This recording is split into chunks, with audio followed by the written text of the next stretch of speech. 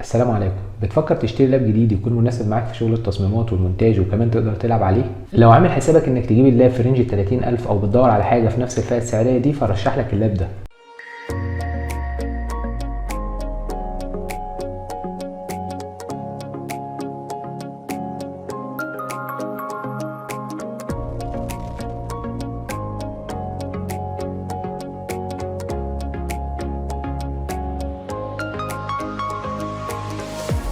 اللاب اللي معانا هو ديل جي 15 5511، بيجي بنسختين للبروسيسور i5 و i7 وكذا نسخه لكارت الشاشه.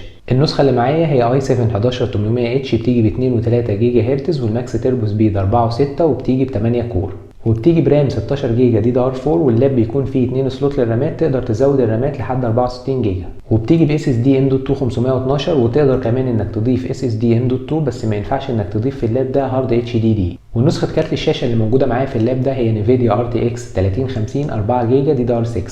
اللاب بيجي فول كيبورد، وبيجي بنسختين للكيبورد، وايت باك لايت كيبورد واورنج باك لايت كيبورد، والنسخه اللي معانا هي الوايت. فتحات التهويه في اللاب بتيجي في الجزء ده كده، وبيكون فيه فتحات في ظهر اللاب. السماعات في اللاب بتيجي في الجنب في الجزء ده كده، وهنعمل تيست للسماعات على درجه 100.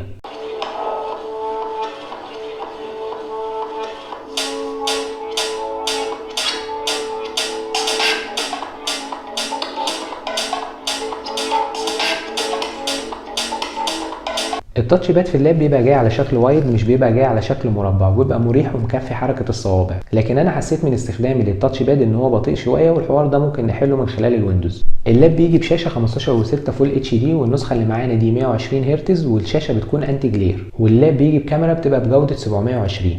لو هنتكلم عن تصميم اللاب نقدر نقول ان كل سلسله جي من ديل تحسها كلها زي بعضها، ما فيهاش اختلاف. اللي اقصده بالكلام ده انك هتلاقي الديل جي 15 5511 زي ال 5510 شبه ال 5515، كلهم شبه بعض، مفيش اختلاف كبير. اللاب بالكامل بيجي من البلاستيك، وخلي بالك ان اقل خدش في اللاب ده بيكون باين فيه.